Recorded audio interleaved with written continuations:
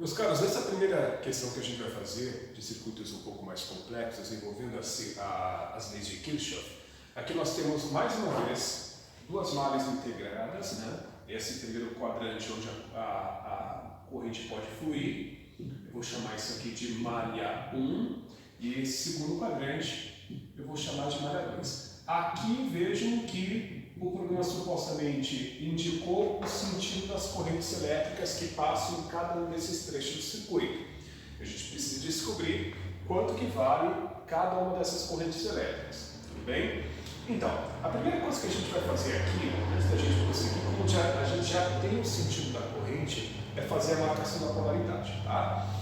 Então, nessa primeira situação aqui, nós temos a corrente elétrica I1, que flui nesse primeiro quadrante. A corrente elétrica está entrando pela parte de baixo, aqui é mais, aqui vai ser menos, aqui é menos, aqui é mais, né? Aqui é a mesma coisa, a corrente I2 está entrando pela parte de baixo, é mais, aqui é menos, que a gente já sabe que é menos e aqui é mais. Aqui é o contrário, aqui é mais, aqui é menos, e a corrente nesse segundo quadrante aqui, ó, está entrando pela parte de cima. Então aqui é mais e aqui é menos. Como é que a gente vai resolver esse circuito? Aplicando as duas leis de Kirchhoff. Porque a ideia é a seguinte: como nós temos três incógnitas, nós precisamos de três equações. A primeira delas vai ser dada através da aplicação da primeira lei de Kirchhoff, a lei dos nós. Vocês percebem que essas duas correntes I1 e I2 estão subindo e elas vão se encontrar neste nó aqui de cima? E essas duas correntes se encontrando neste nó vão formar a corrente elétrica I3. Esta corrente I3, quando chega aqui, ela se desmancha nas correntes I1 e I2, que sobem, se juntam neste nó e formam a corrente elétrica I3, que quando chega aqui, se desmancha. Então vejam que a corrente elétrica I3 é o resultado da junção das correntes I1 e I2. Então está aqui. Essa é a primeira equação. A segunda equação que eu vou obter é aplicando a segunda lei de Kirchhoff para a malha de número 1. Então eu vou escolher um ponto de partida aqui dessa malha de número 1 para somar as DLPs nesses quatro pedaços aí dessa malha. Então você pode seguir qualquer um dos dois sentidos, tá? Eu vou sair desse ponto aqui, vou somar tudo até voltar para esse ponto. Sai desse ponto, não encontra nada aqui, desce, encontra o polo positivo desse elemento, que tem 6 volts. Aí tu vem e encontra agora o polo negativo deste resistor. DDP em resistor é a resistência vezes a corrente que nele passa. Aí vem para cá, sobe, encontra o polo positivo deste elemento, de resistência 2, multiplicado aqui pela corrente que nele passa. Esta corrente elétrica é a corrente elétrica I1. Ok? Eu só cometi um erro. Esse resistor aqui não é 2, tá? Ele vale 4. Então, aqui a corrente a resistência elétrica, aqui vale 4. Tá. Eu tinha passado por esse resistor, aí eu chego nesse elemento de polo negativo, com DDP igual a 6, passo por ele, chego ao ponto de partida, posso igualar isso aqui a 0. Vocês podem perceber que estes dois 6 eu posso simplificar nessa equação, e aí sobrou menos 4 e 2, mais 2 e 1 igual a 0. Aqui a gente chega que 2 e 1 vai ser igual a 4 e 2, ou seja, I1 vai ser igual a 2 e 2. Já tenho a minha segunda equação. Falta agora a gente partir para a terceira equação, que vai ser obtida aplicando-se a segunda lei de Kirchhoff agora para a malha de número 2. Então, vem comigo. Vou escolher um ponto de partida qualquer aqui, esse aqui, e vou somar as DLPs dessas quatro partes dessa segunda malha.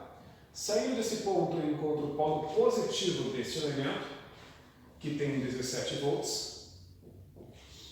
passa por ele, encontra o polo positivo deste resistor, DDP no resistor é a resistência vezes a corrente que nele passa por ele, vem para cá, não tem nada, sobe, encontra o polo positivo deste resistor, a DDP nele é a resistência vezes a corrente elétrica, passa por este resistor e encontra o polo negativo agora desse aqui, menos a DDP nele que é 6, chega aqui, volta ao ponto de partida, soma as DDPs e o resultado vai ser igual a 0. Agrupando os termos semelhantes aqui, o 6 e 3 não tem o que fazer, né? O 4 e 2 também não. Agora, mais 17 com menos 6 dá mais 11. Passa para o outro lado do sinal de igualdade, vai passar com menos 11.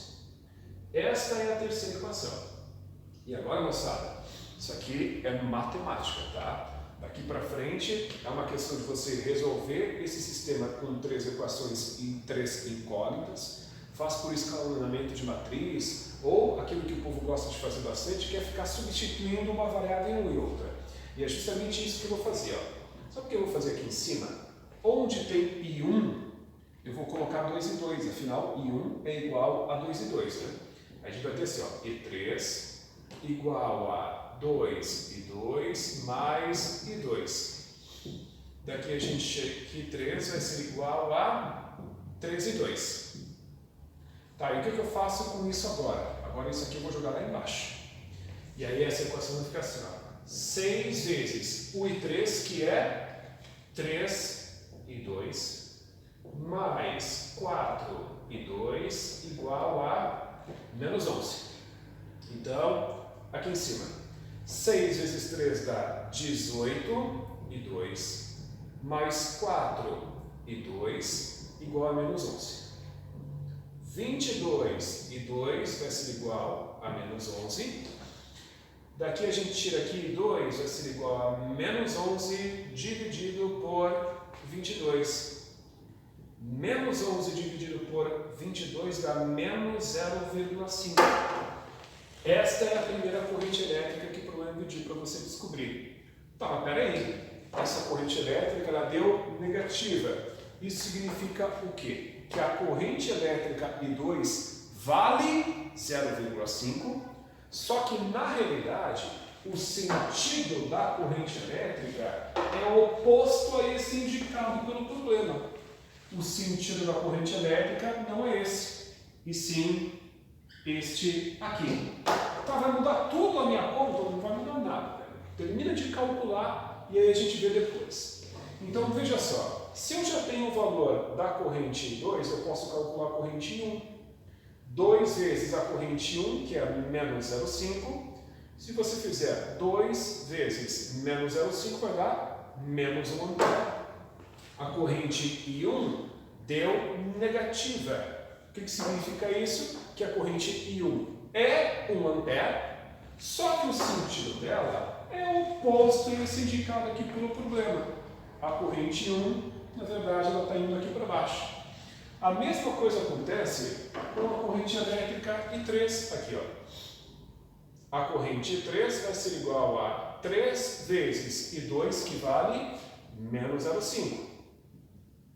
Então, isso vai dar uma corrente elétrica I3 de menos 1,5 amperes. A corrente I3 vale 1,5, só que ela ter dado negativa indica apenas que o sentido indicado pelo problema é oposto, na verdade é esse que ele indicou. Tudo bem? Então, dessa forma, eu vejo que em muitas situações é bastante matemático. Aqui, como geralmente nesse tipo de circuito a gente vai trabalhar com 3 incógnitas, né? 3 correntes elétricas, a gente precisa dessas 3 equações.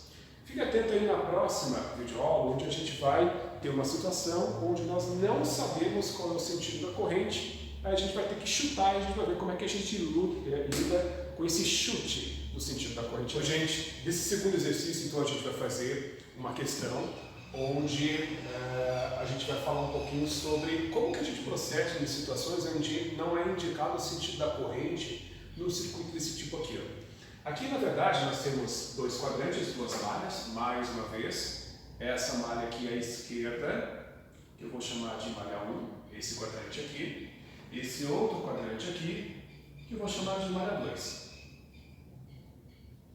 Então, a proposta dessa questão bem específica é calcular qual é a intensidade e o sentido da corrente elétrica nesse trecho XY aqui.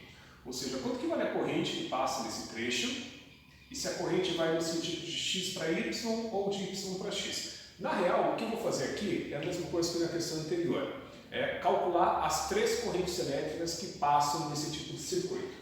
Como aqui não temos o sentido da corrente em cada um deles, eu vou imaginar que na malha 1, a corrente elétrica flui através dela, segundo esse sentido, e na malha 2, a corrente flui através dela, nesse sentido aqui. Como eu disse, eu não sei. É o sinal da corrente que eu vou calcular que vai determinar se o sentido que eu notei é verdadeiro ou não. Então, o fato é que as correntes 1 e 2, elas estão subindo aqui, vão se juntar neste nó e darão origem a uma terceira corrente que vai passar aqui no meio. Essa terceira corrente eu vou chamar aqui de I3. Então, como eu imaginei que as correntes I1 e I2 estão subindo desse jeito, se juntam e formam a corrente elétrica I3, pela primeira lei de Kirchhoff, dá para entender que a corrente I3 é o resultado da soma das correntes I1 e I2. Eu preciso de duas outras equações para descobrir essas três incógnitas aqui.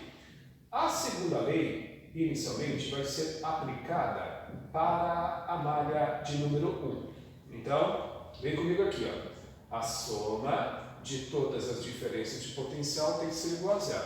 Primeiro, antes de fazer a soma, a gente tem que fazer a marcação das polaridades, né? Então, aqui é menos, aqui é mais, a corrente 1 está subindo, vai entrar pelo lado esquerdo, aqui é mais, aqui é menos. A corrente 3 vai entrar por cima, aqui é mais, aqui é menos. E aqui é menos, aqui é mais, né? A gente já sabe disso. Escolhe um ponto qualquer aí da malha 1. Vou escolher aqui sair do ponto X. Sai do ponto X e encontra o polo positivo deste elemento. É a DDP deste resistor, é a resistência 12 vezes a corrente que nele passa, e 1. Aí ele vem para cá, desce, encontra o polo positivo deste elemento. A DDP deste resistor é a resistência vezes a corrente que nele passa, que é a corrente 3. Aí tu vem para cá, sobe e encontra o polo negativo deste elemento, 6. Voltou ao ponto de partida, pode igualar isso a 0. Tudo uma ajeitado nas coisas aqui, a gente vai ter 12 e 1 mais 12 e 3. Joga o 6 para o outro lado do sinal de igualdade. Todos os números aí, os coeficientes são divisíveis por 6, né? Vou dividir todo mundo por 6. 12 por 6 dá 2. 12 por 6 dá 2. E 6 dividido por 6 dá 1. Esta é a segunda equação. E agora eu vou começar a encaminhar o término do problema aplicando a segunda lei para a malha de número 2. Vou escolher um ponto qualquer aqui nessa malha, tá? Esse ponto aqui, por exemplo. Aí eu vou percorrer essa malha no sentido de cabo, pela corrente que eu assumi ser o verdadeiro, sai desse ponto, aí desce, enquanto o polo positivo, mais a DDP nesse resistor, e a resistência, vezes a corrente que me passa, e 3. Aí desce, vem para cá, sobe, encontra o polo negativo desse elemento que tem 12 volts, passa por ele, volta ao ponto de partida igual isso aqui a 0. Dando uma ajeitada aqui, a gente vai ter 12 e 3 igual a 12. A corrente elétrica I3 vale 1 ampere. Então, vejam que essa corrente elétrica I3 deu positiva, significa que o sentido da corrente 3 é esse mesmo que eu determinei.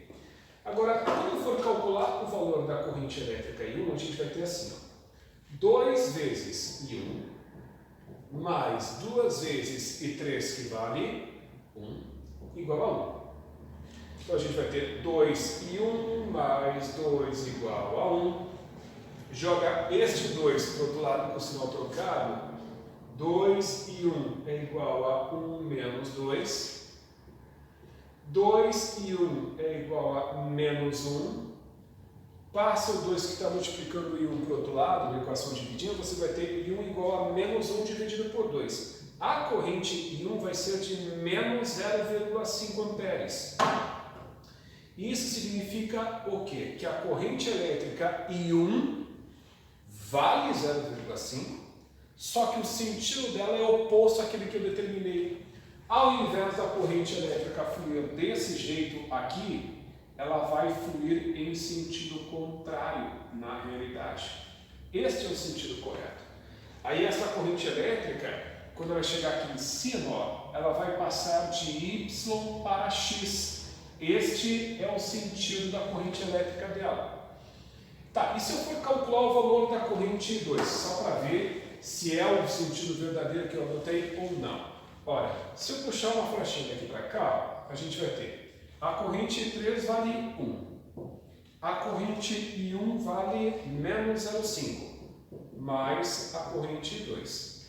Então, o menos 0,5 que está negativo passa para o outro lado somando, a gente vai ter que 2 vai ser igual a 1,5 amperes. Esta corrente 2, como deu positiva, é sinal de que o chute aqui para o sentido da corrente 2 for certeiro. Tudo bem, gente? Mais uma vez, obrigado pela atenção e até a próxima videoaula.